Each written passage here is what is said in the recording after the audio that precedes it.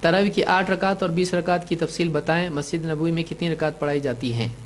تراویح کی 8 رکعت اور 20 رکعت کی تفصیل تو مشکل ہے، اختصار ممکن ہے۔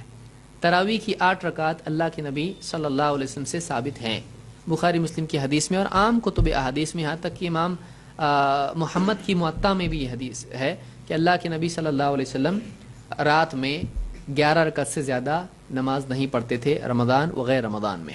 اسی طرح سے موطا امام مالک کی ہے، اس میں عمر رضی اللہ تعالیٰ کے بارے میں روایت ہے کہ انہوں نے حکم دیا تمیم الداری اور ابی بن کعب کو کہ وہ لوگوں کو 11 رکعت پڑھائیں۔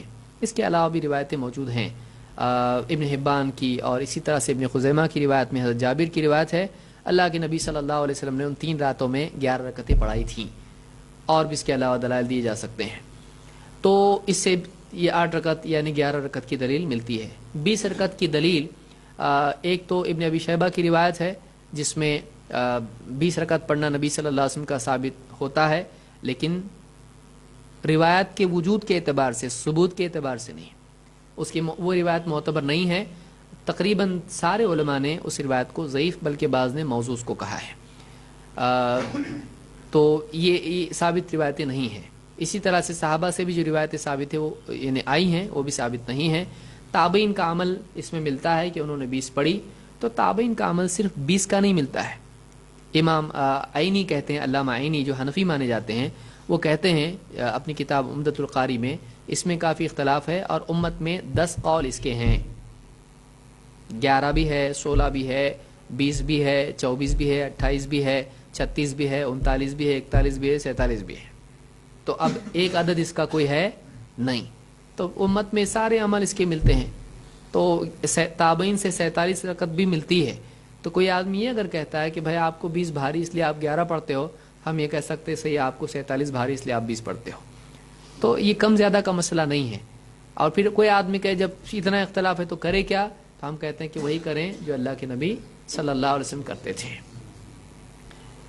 تو یہ اس کی تفصیل ہے اختصاراً۔ مسجد نبوی میں کتنی رکعت پڑھی جاتی ہیں؟ مسجد نبوی میں 20 رکعت پڑھی جاتی ہے۔ اگر کوئی آدمی کہتا ہے کہ پھر جب 20 رکعت پڑھی جاتی ہے تو پھر آپ کیوں نہیں پڑھتے، ہم کہیں کہ ہمارے نبی نے مدینہ میں کتنی پڑھے، تو مسجد نبوی میں آج یا مسجد نبوی میں حضرت عمر کے زمانے میں، حضرت عمر کے زمانے میں مسجد نبوی میں کتنی پڑھی جاتی تھی؟ 11۔ اور آج کتنی پڑھی جاتی ہے؟ 20۔ کیوں؟ ان کو جا کے پوچھو، ان کا جواب ہم کیسے دے سکتے ہیں؟ علماء نے اس بارے میں آج کے دور میں بہت ساری باتیں کہی ہیں کہ دنیا بھر کے لوگ آتے ہیں وہاں پر، اور وہاں پر چونکہ عام طور سے امت میں 20 رکعت پڑھی جاتی ہیں، لہٰذا اگر 11 پہ ختم کر دیں گے تو پھر باقی لوگ کہاں جائیں گے؟ اس لیے 2 امام انہوں نے رکھے ہیں، 10 پہ وہ بدل جاتے ہیں۔ تو جتنے لوگوں کو 11 پڑھنا ہے وہ ایک کے ساتھ پڑھ کے 10 پڑھنے کے بعد پھر 3 وتر پڑھ لیتا ہے۔ تو اس طرح سے جو بھی چاہے وہ 11 اس طرح سے 3 وتر یا 13 یا 11 پڑھ سکتا ہے، تو اس میں کوئی حرج نہیں۔ 13 رکعت کی روایت بھی ایک روایت میں ملتی ہے ہم کو، حضرت عائشہ کی روایت میں سے۔ اس کی تفصیل میں اپنے دروس میں بھی ذکر کر چکا ہوں، لیکن یہ بات علماء نے ذکر کی ہے۔ اگر کوئی آدمی کہتا نہیں جب مدینہ میں وہ ہے تو وہ حق ہے، تو پھر مدینہ میں عید کی نماز میں کل ملا کے 12 تکبیرات ہوتی ہیں، تو جو آدمی 20 مان رہا ہے وہ 12 بھی ماننا چاہیے، لیکن وہ نہیں مانتا ہے۔ مدینہ میں رفع الیدین بھی ہوتا ہے، نہیں مانتا ہے۔ آمین بالجہر ہوتا ہے، نہیں مانتا ہے۔ مدینہ میں نماز کے فرض نمازوں کے بعد اجتماعی دعا نہیں ہوتی ہے، نہیں مانتا ہے۔